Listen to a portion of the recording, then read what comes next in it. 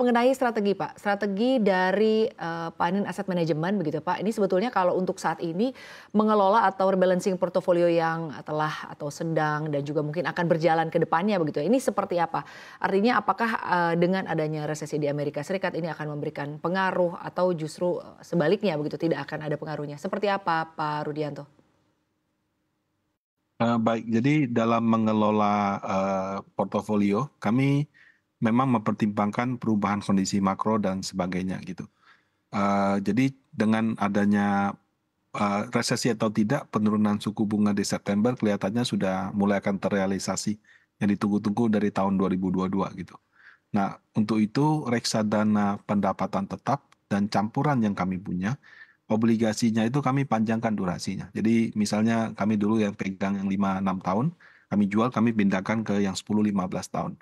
Tujuannya apa? Supaya pada saat terjadi kenaikan suku bunga, potensi capital gain-nya lebih besar. Ya tentu tidak kami pindahkan semua, tapi lebih kepada rebalancing sehingga secara portfolio dia lebih, panjang durasinya.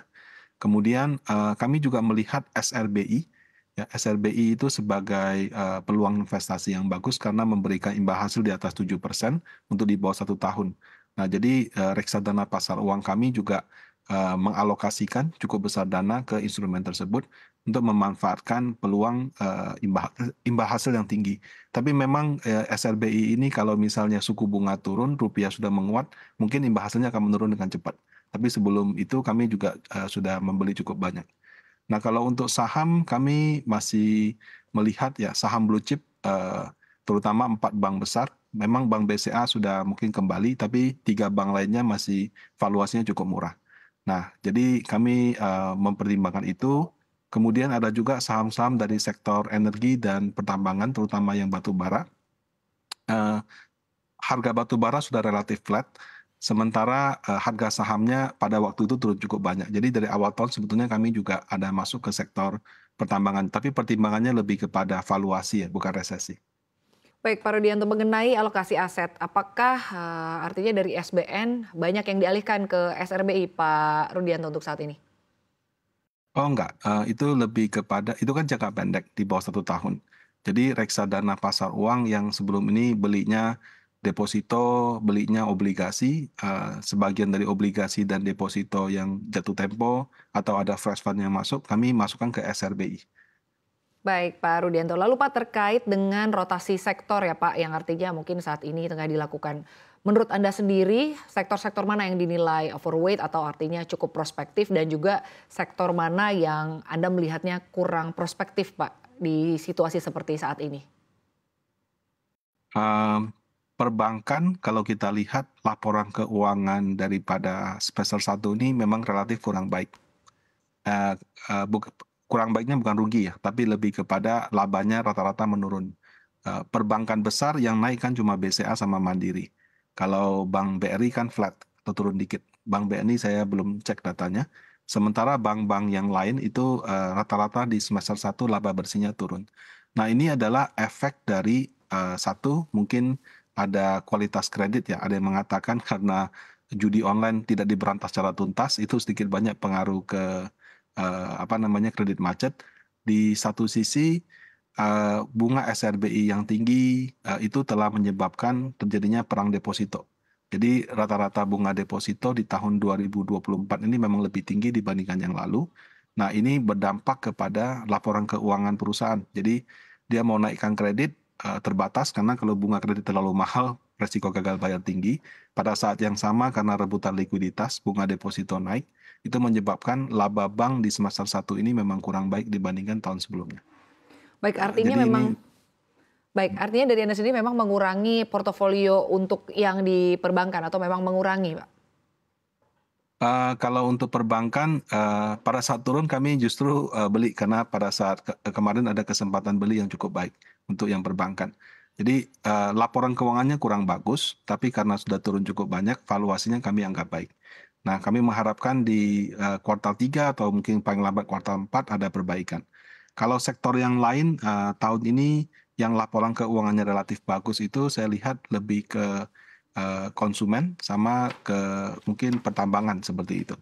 Nah, tapi, konsumen sama pertambangan itu bobot di dalam IHSG ataupun dalam indeks yang aktif seperti LQ45 itu relatif kecil.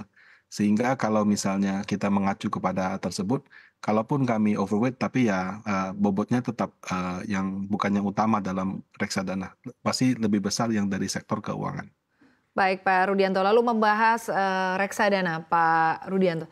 Reksadana yang saat ini dinilai mungkin semakin prospektif ya Pak dengan adanya momentum akan segeranya terjadi gitu pemangkasan suku bunga dari The Fed, walaupun artinya akan ada resiko lain ya, sebut saja misalnya resiko resesi di Amerika Serikat. Anda melihatnya seperti apa?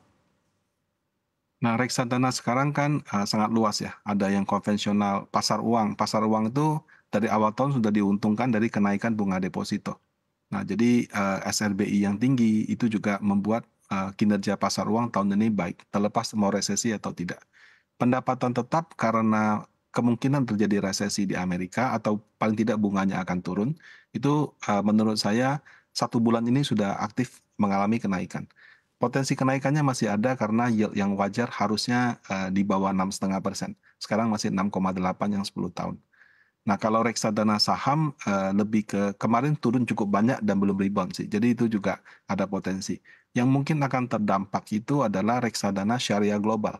Karena kalau dia syariah global, dia investnya di Amerika, kebetulan Amerika mungkin akan resesi, tentu akan ada sentimen yang negatif. Nah, tapi sentimen di Amerika saya lihat juga banyak kalau untuk saham.